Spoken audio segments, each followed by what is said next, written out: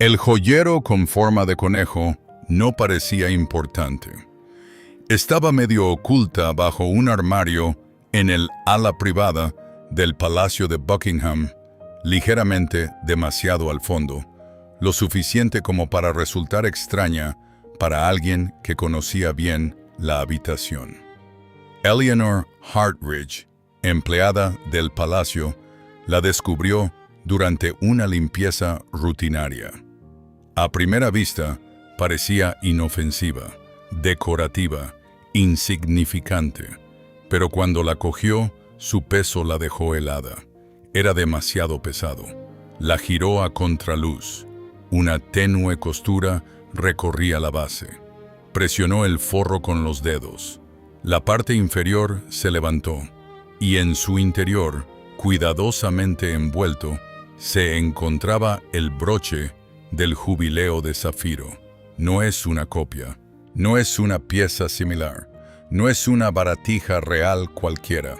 El broche del jubileo de zafiro, el que lució la reina Isabel II durante la celebración de su 65º jubileo, el que ya figuraba como desaparecido de una bóveda real sellada. Ahí es donde realmente comienza esta historia.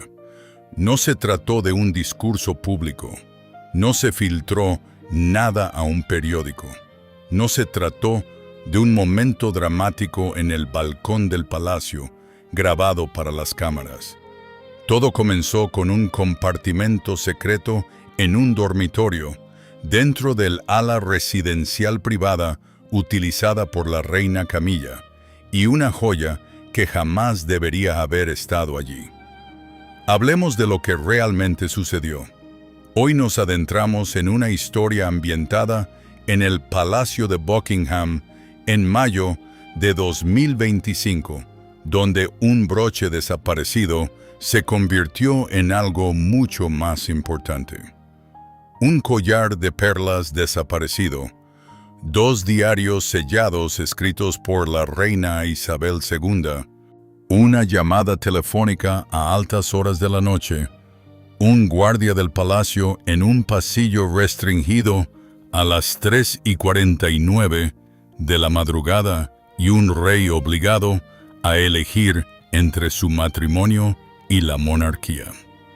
Y son los detalles los que hacen que esta historia sea tan inquietante. Según testimonios de periodistas y personas cercanas a la familia real, esto no se trató como un simple error. No se trataba de que alguien hubiera archivado mal un documento o movido una pieza para su limpieza. Desde el momento en que el tesorero real, Donald Walton, se percató de que faltaban artículos clave durante una auditoría rutinaria, el lenguaje del palacio cambió. De forma discreta, rápida. La palabra faltante dejó de ser suficiente. La palabra se convirtió en robado. Ese cambio importa, porque el Palacio de Buckingham no es el tipo de lugar donde los objetos simplemente desaparecen. Cada pieza importante, especialmente aquella vinculada a la colección privada de la difunta reina, se encuentra dentro de un sistema basado en registros, sellos, códigos y múltiples niveles de confianza. Si algo desaparece de ese mundo, significa que algo más también se ha perdido. Control. Lo que muchos desconocen es que los objetos en cuestión no solo eran caros, sino que estaban cargados de historia. El broche de zafiro estaba vinculado a uno de los momentos más simbólicos del último reinado de la reina Isabel. El segundo objeto desaparecido, el collar de perlas de doble hilera, tenía un significado especial. Según el texto, se trataba del collar que la difunta reina lució en el funeral de la princesa Diana en 1997. Piénsalo por un segundo. Una joya de celebración, un collar de luto, una ligada al orgullo nacional. la otra ligada al duelo nacional, y luego estaban las revistas. Al principio, las joyas por sí solas habrían bastado para desatar el pánico. Pero los dos diarios encuadernados en cuero cambiaron por completo el panorama.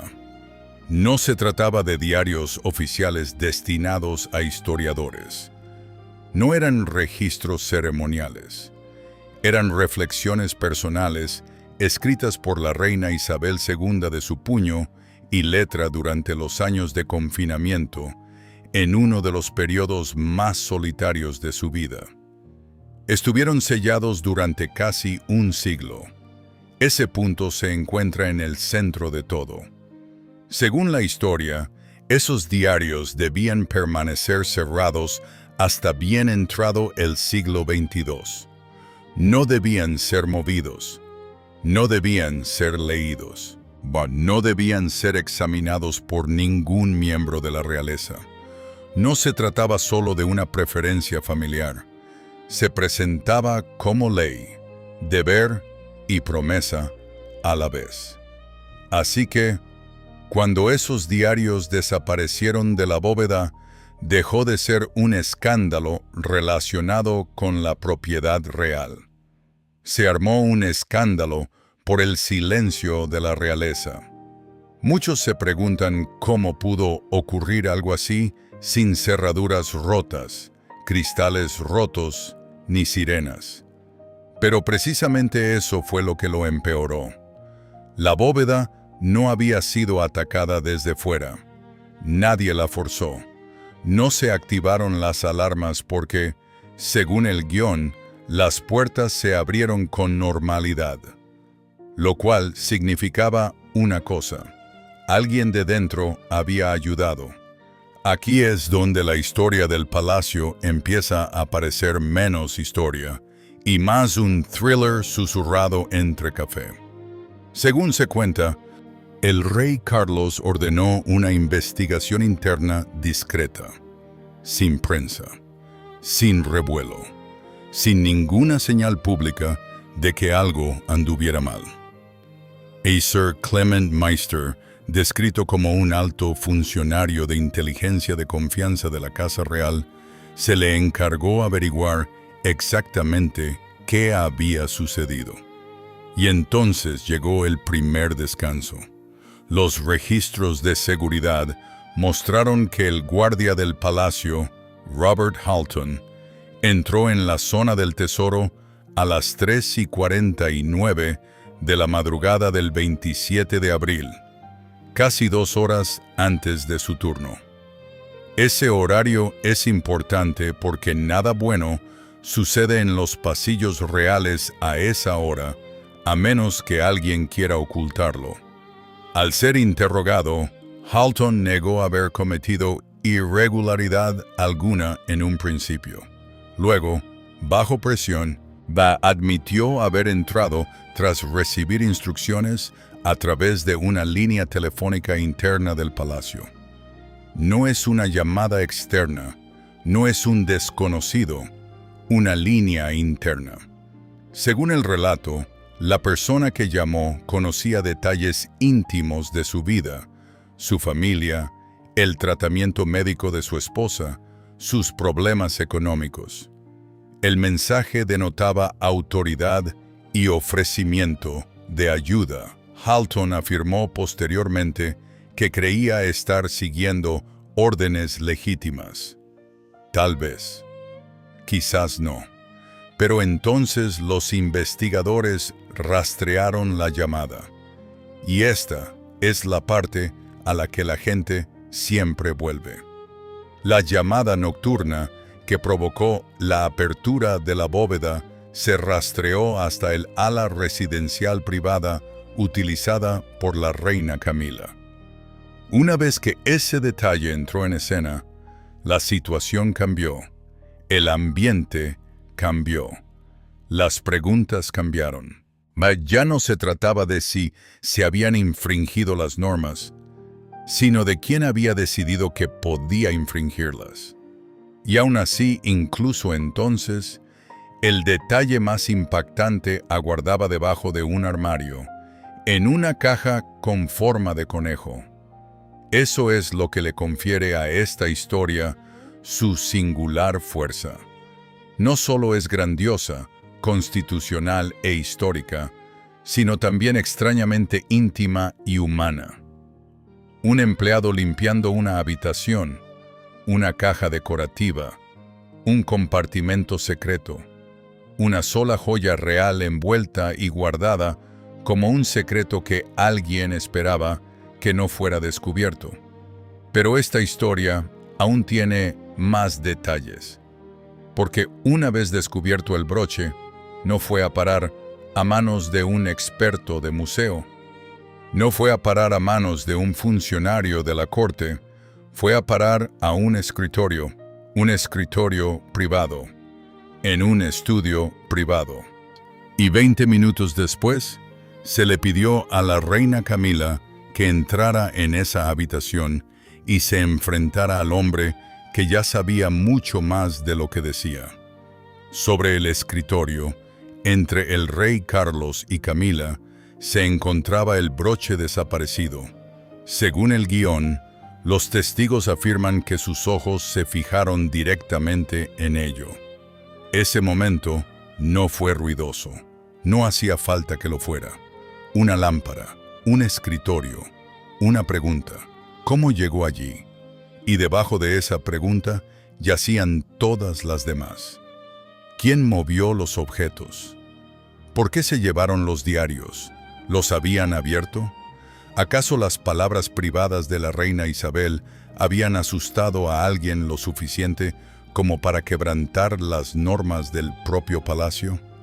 Para entonces, esto ya no era solo un problema familiar. Fue una herida institucional. Y lo que sucedió a continuación obligó a la familia real a reunirse en una habitación, cerrar las puertas y decidir si la corona podría sobrevivir a sus propios secretos. Para comprender por qué ese broche sobre ese escritorio era tan importante, hay que remontarse a la reina Isabel II.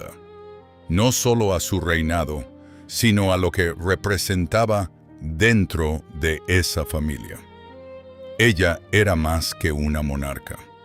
En el guión que me diste, se la describe casi como una fortaleza en forma humana. Una mujer que portó la corona a través de recuerdos de guerra, escándalos públicos, dolor familiar y la lenta pero constante presión de un mundo que nunca dejó de observarla. Fue juzgada a diario por todos, y aún así se mantuvo firme durante 7 décadas. Eso importa porque, cuando murió, no se limitó a dejar un trono. Dejó tras de sí un mundo de significado, joyas usadas en momentos nacionales, objetos personales usados en momentos privados, cartas, reflexiones, objetos que no solo formaban parte del patrimonio familiar, sino de la memoria británica misma. Lo que muchos desconocen es que, en la vida de la realeza, los objetos nunca son simples objetos. Un broche puede portar historia, un collar puede portar dolor, un diario puede portar peligro. Y la reina Isabel, al menos en el mundo de este guión, lo entendió mejor que nadie. Por eso la bóveda es tan importante en esta historia. Las pertenencias más personales de la difunta reina no fueron simplemente guardadas en cajas. Fueron selladas dentro de una bóveda reforzada en el Palacio de Buckingham bajo normas que garantizaban su integridad durante casi 100 años. Ni se movieron, ni se abrieron, ni siquiera fueron vistas por miembros de la realeza vivos hasta el momento oportuno. Esa protección no era solo seguridad, era una promesa. Prometió que su voz privada solo llegaría cuando la historia se hubiera enfriado lo suficiente como para poder escucharla. Ahora, comparemos eso con el viaje de Camilla, porque aquí es donde comienza a acumularse la tensión emocional. Camilla no llegó a la vida palaciega como una novia de cuento de hadas. Su lugar en la historia de la realeza fue conquistado con esfuerzo, disputado en la prensa, debatido por el público y ensombrecido durante años por un antiguo desamor, especialmente por el recuerdo imborrable de la princesa Diana. Fuentes cercanas a la sociedad afirman que su aceptación no fue repentina. Llegó de forma lenta y dolorosa, con el tiempo, y la disciplina y la perseverancia. Pasó años transitando desde la controversia hacia la legitimidad. Años. Así que cuando el guión dice que había luchado toda su vida para entrar de lleno en ese palacio, esa frase tiene sentido porque encaja con la dimensión emocional de su historia pública. No le regalaron afecto sin más. No la acogieron automáticamente. Su estatus, su papel, incluso su título, tuvieron que ser asimilados por un público con buena memoria y sentimientos encontrados. En parte, por eso este supuesto escándalo resulta tan dramático. Según la versión del guión, no se trata de un forastero descuidado que comete un error. Se trata de una mujer que comprendía las consecuencias mejor que casi nadie. Y aún así, algo salió mal. Los allegados a la realeza recuerdan que la aprobación privada de la reina Isabel tenía un peso enorme en asuntos como estos, incluso cuando no quedaba por escrito. Una palabra suya, una mirada, una comprensión tácita, podían influir en cómo cada uno percibía su lugar en la institución. Esto cobra importancia más adelante, porque la defensa de Camilla, según el guión, se basa en parte precisamente en ese tipo de entendimiento privado. Ella afirma que la propia reina Isabel le había prometido verbalmente el broche años atrás. Ningún documento, no hay registro oficial, simplemente un entendimiento entre dos mujeres. Eso es a la vez creíble e imposible. Por eso resulta tan incómodo en medio de la historia. En la vida real, los rumores importan, pero también las reglas. Y cuando los rumores chocan con las reglas, la corona casi siempre se impone. El patrón de esta historia comienza a hacerse evidente cuando se observa la diferencia entre la imagen pública y el miedo privado. En primer lugar, está el trato que recibieron las pertenencias de la difunta reina. No se trataba de objetos de valor al azar. Fueron guardados bajo llave precisamente por su gran carga emocional. El broche del jubileo de zafiro, vinculado al triunfo, el collar de perlas, vinculado al dolor, los diarios vinculados a la mente vulnerable de la difunta reina. En segundo lugar, está el momento. Los diarios fueron escritos durante el confinamiento, cuando la reina, como indica el texto, estaba aislada, de luto y profundamente preocupada por el futuro de la corona. No serían páginas comunes. Serían páginas escritas en silencio, por una mujer que sabía que el tiempo se le acababa y que ya no necesitaba demostrar fortaleza a cada instante. Ese tipo de escritura asusta a las instituciones, porque una vez abierto, no se puede controlar. Luego está la descripción del palacio tras el descubrimiento del robo. Donald Walton llega para lo que debería ser una auditoría rutinaria. una carpeta de cuero bajo el brazo. Un día normal. Números, listas, trabajo tranquilo. Y de repente se encuentra frente a espacios vacíos donde deberían estar cosas importantes. Ese contraste es crucial porque revela que esta crisis no estalló con un estallido de violencia. Comenzó con la ausencia, con algo que no está donde debería estar. Las señales de alerta se vuelven más evidentes una vez que comienza la investigación. No hubo entrada forzada. No se encontraron cerraduras rotas. No hubo intrusión externa. El sistema había sido burlado por alguien que pertenecía al edificio. Ese tipo de detalle es lo que hace que cualquier pasillo parezca más frío. Porque si la amenaza viene de fuera, se refuerza la seguridad. Si viene de dentro, uno deja de confiar en las paredes. Los testimonios de periodistas y personas cercanas a la monarquía revelan que las traiciones internas siempre la afectan más que los ataques públicos. A los ataques públicos se les puede responder. Los internos generan silencio. Obligan a todos los que rodean a la corona a hacerse la misma pregunta incómoda. ¿Quién lo sabía y cuándo? Por eso, la entrada de Robert Halton al Tesoro a las 3:49 de la madrugada tiene tanta fuerza dramática. No solo es sospechosa, sino también simbólica.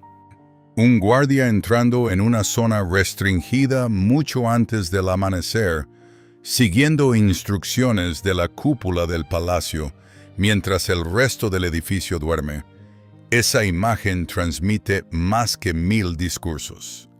Luego llegó la llamada telefónica. Según el guión, Halton afirmó que la persona que llamó conocía detalles personales sobre él, incluyendo problemas familiares y los gastos médicos de su esposa. Esto sugiere planificación, manipulación y un esfuerzo deliberado por explotar su punto débil. Muchos se preguntan cómo alguien puede presentar esto como lealtad si el método requirió presión, secretismo y dejar rastro.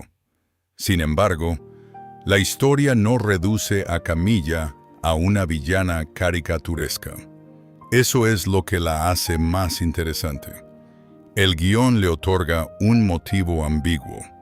No es codicia, al menos no abiertamente. No es venganza, es protección. O eso dice ella. Afirma que temía lo que pudieran contener los diarios de la reina Isabel. Dudas personales, profundas preocupaciones, reflexiones dolorosas sobre el futuro de la monarquía, escritas en un momento de aislamiento y tensión. Si esas páginas se abrieran algún día sin contexto, argumentaba Camilla, podrían perjudicar el reinado del rey Carlos mucho después de que todos los implicados hubieran fallecido. Esa es una defensa fascinante, porque admite el acto al tiempo que intenta purificar el motivo. Pero luego viene la parte que nadie puede ignorar. Si esto era protección, ¿por qué la llamada telefónica en plena noche? ¿Por qué el compartimento oculto? ¿Por qué el silencio? Esas son las señales de alerta a las que el guión vuelve una y otra vez. No solo el acto en sí, sino el método. No solo lo que se sustrajo, sino cómo. Si alguien cree estar actuando legal o moralmente, normalmente no esconde las pruebas dentro de un joyero con forma de conejo. Ese detalle arruina casi cualquier excusa válida. Para cuando Eleanor Hartridge encuentra el broche, el palacio ya no se enfrenta a sospechas. Se enfrenta a pruebas. Pruebas tangibles, brillantes e innegables que se encuentran en la habitación equivocada, en el ala equivocada, en las circunstancias equivocadas. Entonces, llegó el momento que lo cambió todo. El rey Carlos invitó a Camila a su estudio privado, ni después de las comisiones, ni después de que los asesores elaboraran un guión, inmediatamente. Y en cuanto entró en aquella habitación, el pasado, el matrimonio, los años de lucha pública, el lento camino hacia la aceptación, todo ello quedó de repente a un lado del escritorio. Al otro lado estaba el broche. En esta ocasión en particular, el enfrentamiento no comenzó con gritos. Ese es uno de los detalles más llamativos del guión. El rey Carlos no estalló, no convocó a las cámaras, no llamó a una fila de asesores para distanciarse del problema. Le pidió a Camilla que fuera a su estudio privado y cuando llegó 20 minutos después, el broche del jubileo de zafiro la esperaba sobre el escritorio bajo una sola lámpara. Esa imagen hace casi todo el trabajo. Una habitación silenciosa, un rey, una reina consorte, una joya real recuperada que yace entre ellos como prueba y acusación al mismo tiempo.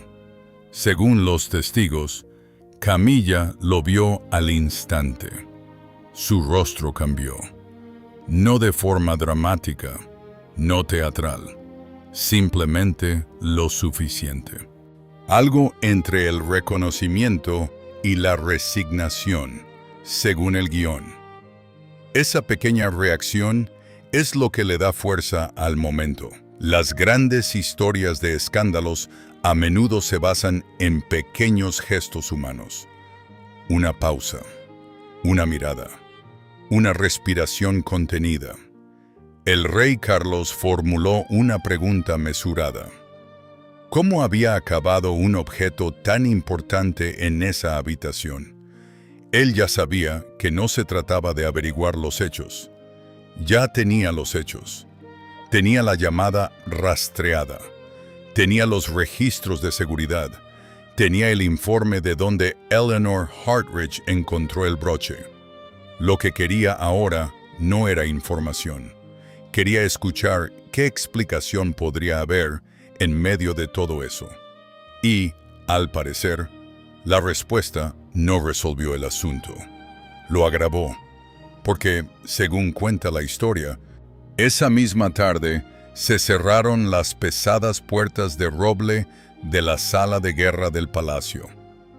Dentro estaban el rey Carlos, el príncipe Guillermo, la princesa Ana, el príncipe Eduardo y la reina Camila.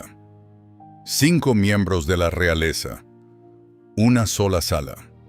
Una decisión que pondría en jaque al núcleo de la familia.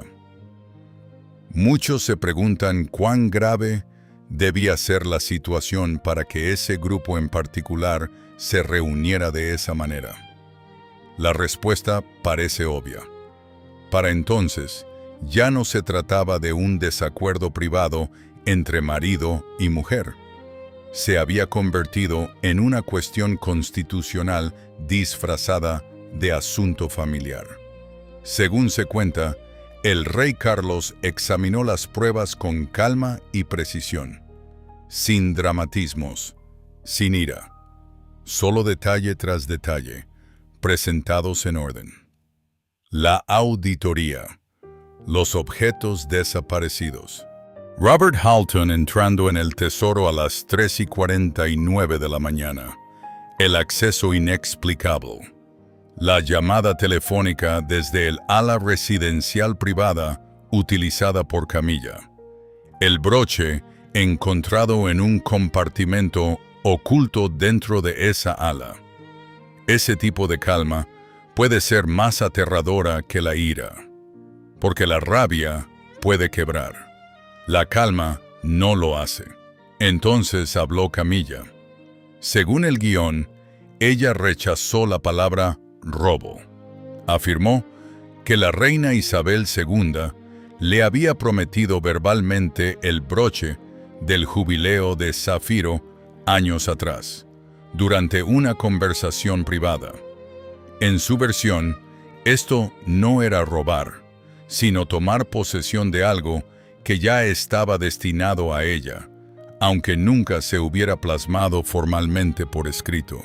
Según nos cuentan, la sala asimiló esa explicación en silencio. Y entonces la atención se centró en las revistas. Aquí es donde el suelo se desmorona. Al menos, la cuestión de las joyas podía discutirse en términos de herencia, aunque fuera de forma superficial. Una promesa verbal, un acuerdo, un regalo privado aún no documentado. Complicado, sí. Peligroso, sí. Pero al menos se enmarcaba dentro de una disputa familiar reconocible.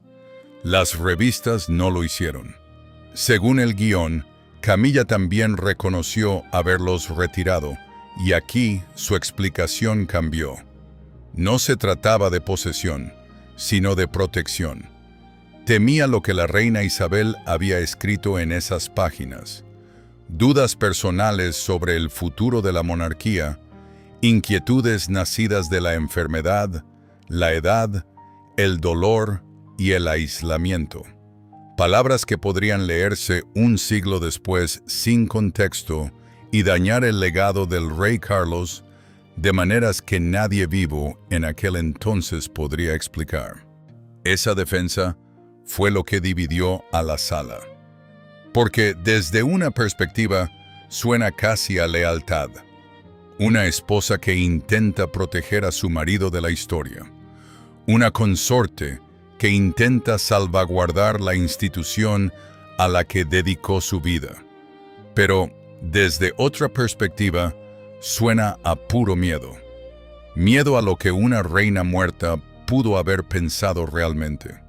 Miedo a lo que la honestidad, congelada en el papel, podría hacer al ser finalmente liberada. Y luego está el hecho brutal que subyace en ambas versiones. Ella seguía sacando en secreto los diarios sellados de una bóveda protegida. Esa frase destruye el romanticismo del motivo. La reacción del príncipe Guillermo, tal como se describía en el guión, fue evidente. Apretó la mandíbula. La expresión de la princesa Ana se endureció hasta convertirse en silencio. Son detalles insignificantes, pero importantes, porque sugieren que no se trató de uno de esos momentos ambiguos de la realeza en los que todos optan por mirar hacia otro lado. El método fue demasiado deliberado, demasiado planeado, demasiado alejado del protocolo. Según el guión, nadie en esa habitación podía fingir que aquello fue un accidente. Esto fue solo el principio, porque una vez que se conoció el motivo, la decisión final ya no podía demorarse. Se trataba de una falta familiar privada que debía manejarse discretamente. ¿O era una infracción tan grave que la monarquía debía castigar a uno de los suyos al más alto nivel? El rey Carlos se levantó lentamente. Ese detalle es simple, pero impactante. En historias como esta, el ascenso es crucial. Marca el paso de la discusión al poder. Los presentes describieron el momento con serena solemnidad, según el guión. El peso de los años se reflejaba en su rostro. No solo años de reinado, sino años de lealtad, compromiso, matrimonio, deber y toda la historia emocional que se entrelazaba en ellos. Recordó a los presentes el marco legal que protegía las pertenencias privadas de la reina Isabel. Según esas normas, nada de su colección personal debía abrirse, trasladarse ni examinarse durante casi un siglo. Ni las joyas, ni las cartas, ni los diarios. Las garantías privadas, dijo, no podían anular la ley vigente. Las llamadas telefónicas a medianoche y las instrucciones secretas no podían sustituir el protocolo real. Ese es el meollo de la crisis. No se trata de si Camilla se sentía justificada. Si alguien dentro del palacio tenía derecho a actuar como si su juicio personal estuviera por encima de las reglas. La respuesta, evidentemente, era no. Luego llegó el fallo. Según el guión, con efecto inmediato, la reina Camila sería apartada de todas sus funciones ceremoniales y despojada de sus títulos militares. Sus compromisos públicos quedarían suspendidos indefinidamente. No tendría ninguna autoridad relacionada con los eventos reales, ni representaría oficialmente a la corona.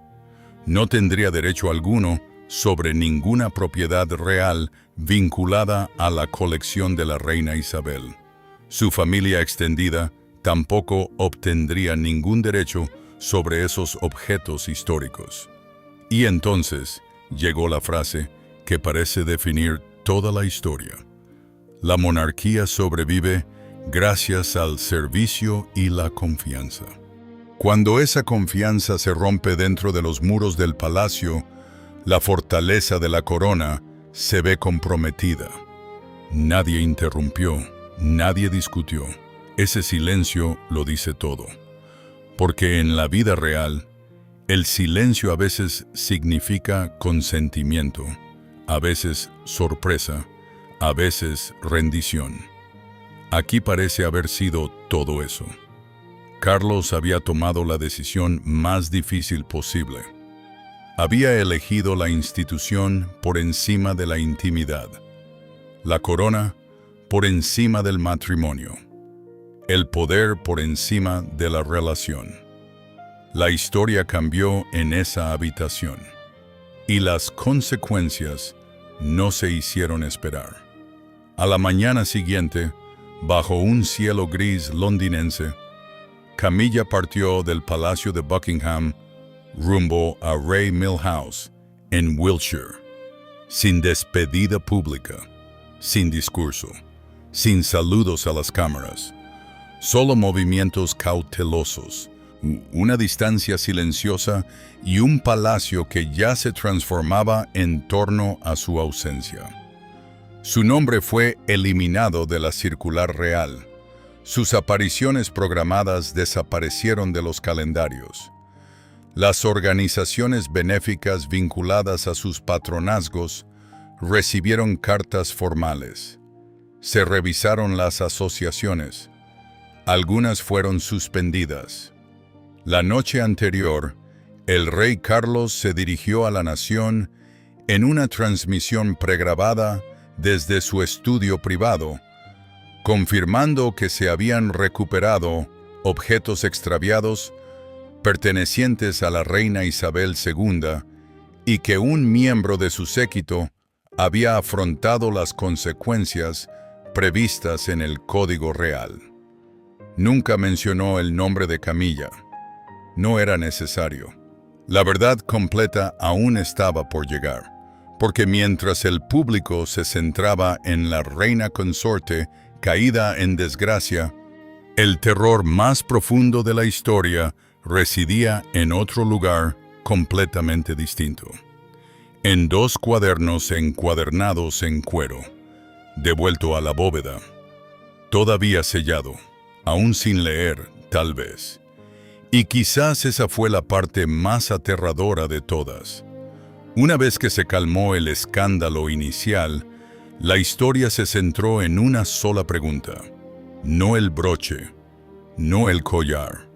Las revistas, los testimonios de los testigos revelan que, tras la recuperación de los objetos desaparecidos, La atención del palacio se centró casi por completo en esos 2 volúmenes encuadernados en cuero, escritos por la reina Isabel II durante el confinamiento.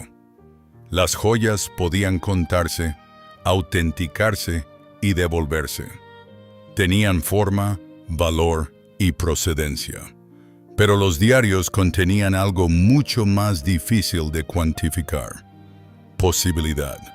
Según el texto, y se trataba de escritos privados, redactados durante los largos meses de aislamiento. Incluían cartas personales a sus herederos y reflexiones sobre el deber, el dolor, la pérdida y la presión de mantener la relevancia de la monarquía en un mundo que cambiaba más rápido de lo que la tradición podía asimilar. No fueron escritos para exposiciones. No fueron escritos para una biografía. No fueron escritos para los vivos. Fueron escritos para el futuro. Por eso, la cuestión de si Camilla los leyó o no es tan importante.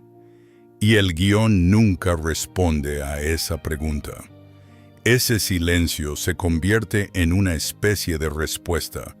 Si los leyó, entonces actuó con conocimiento de causa.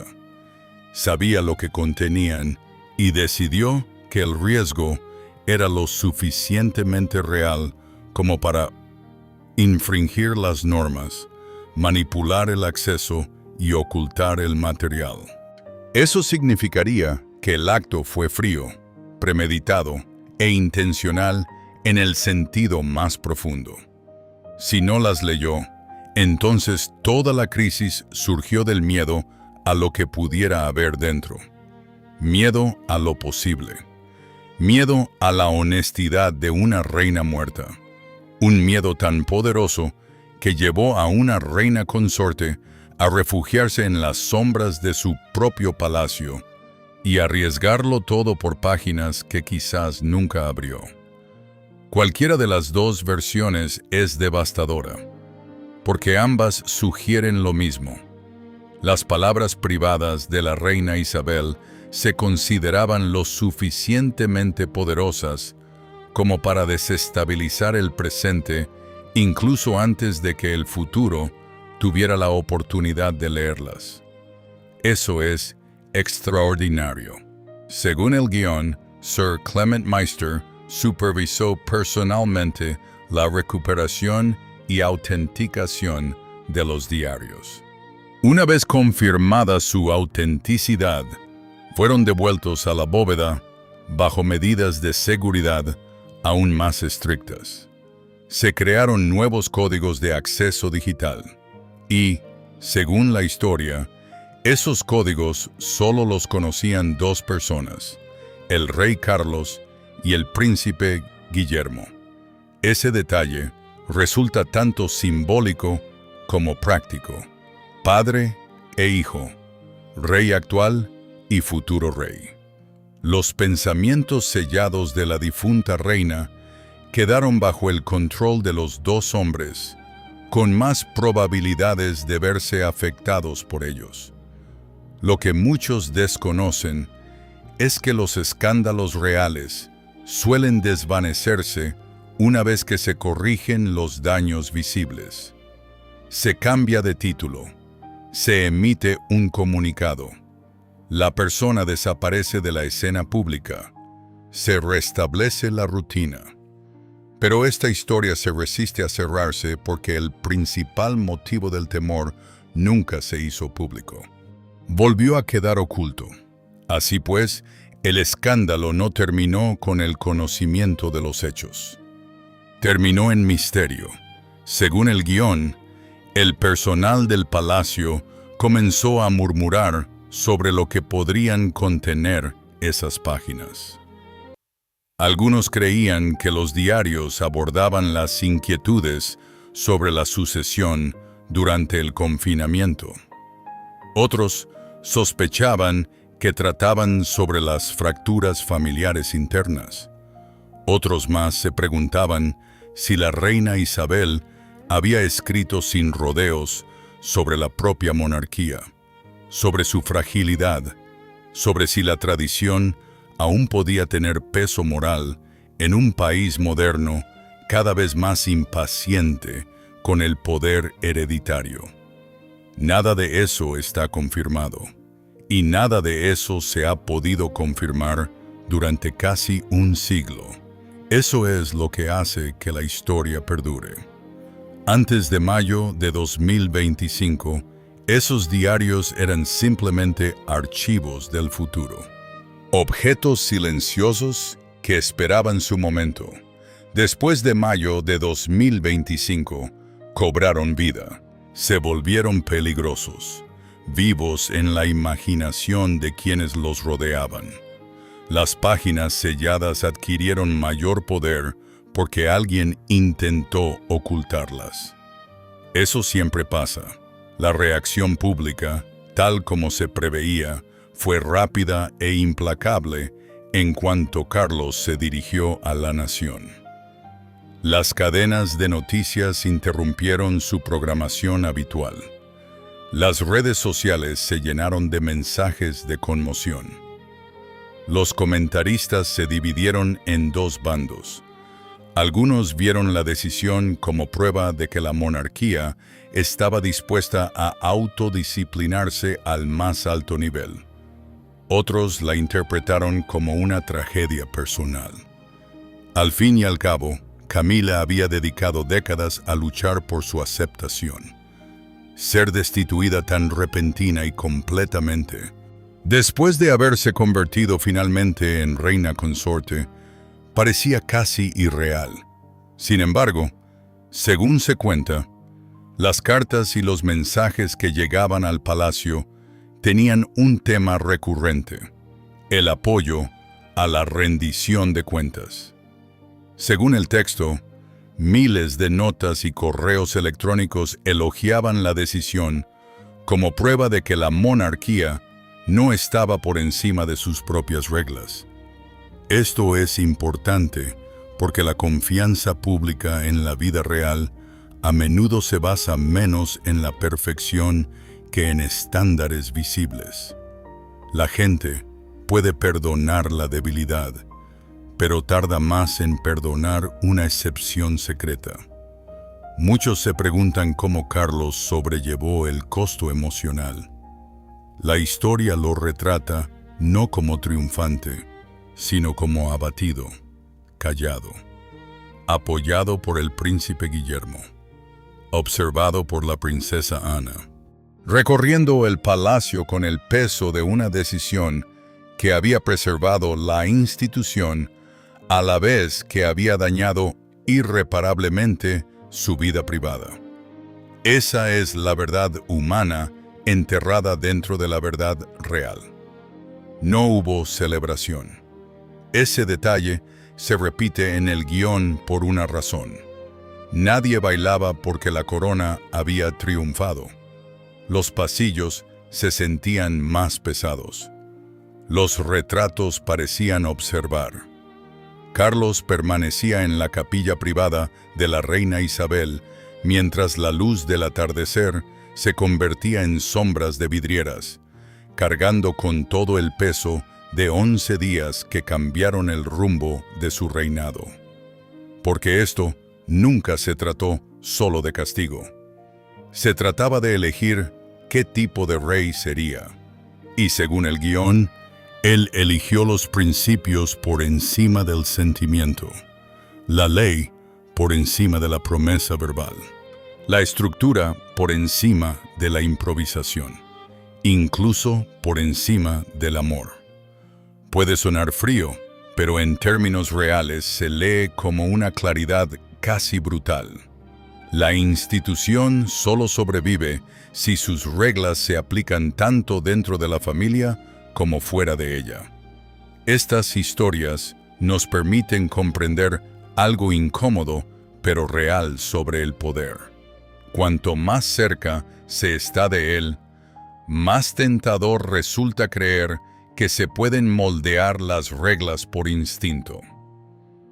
La vida en la realeza intensifica aún más esa tentación, pues se basa en la costumbre, las señales, los gestos y la autoridad tácita.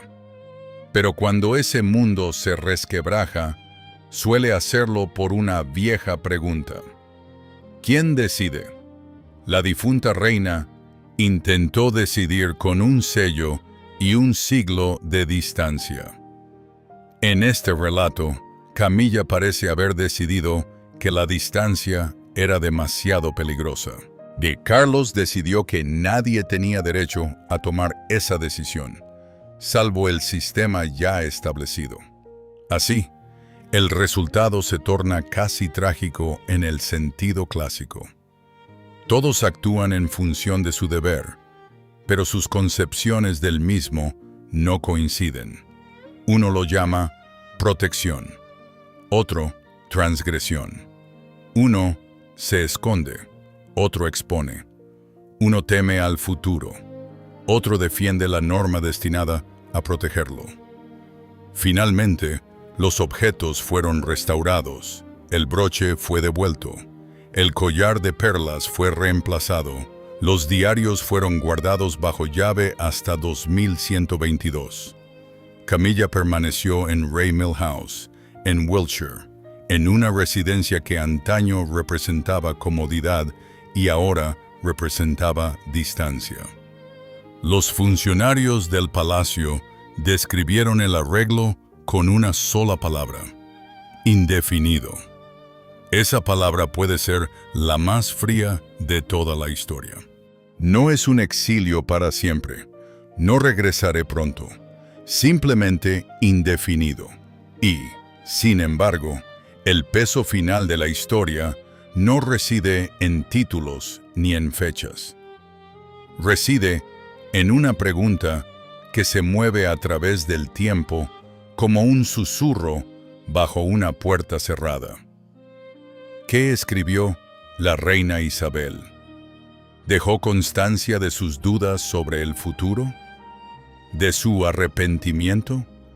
¿De verdades crudas sobre la sucesión, las fracturas familiares o los límites de la monarquía en un mundo que ya no se doblega tan fácilmente ante los viejos símbolos? Escribió algo tan honesto que incluso la posibilidad de ello asustó a alguien en el centro del palacio. No lo sabemos. Quizás nunca lo hagamos. Pero ahora, la noticia es esa incertidumbre. Más que el broche, más que el fallo judicial, más que la partida en la gris mañana londinense. Bien, la verdadera historia es que, en algún lugar tras unas puertas de acero reforzado, dos revistas reposan en silencio, conteniendo palabras lo suficientemente poderosas como para estremecer un palacio sin necesidad de ser leídas en voz alta. Por eso esto persiste, porque la monarquía retomó sus rutinas. Las ceremonias continuaron. Los pasillos volvieron a llenarse con el movimiento habitual. Pero bajo ese orden yace una herida con forma de pregunta, y las preguntas no obedecen a las puertas de las bóvedas. Ellos esperan, y a veces sobreviven a todos.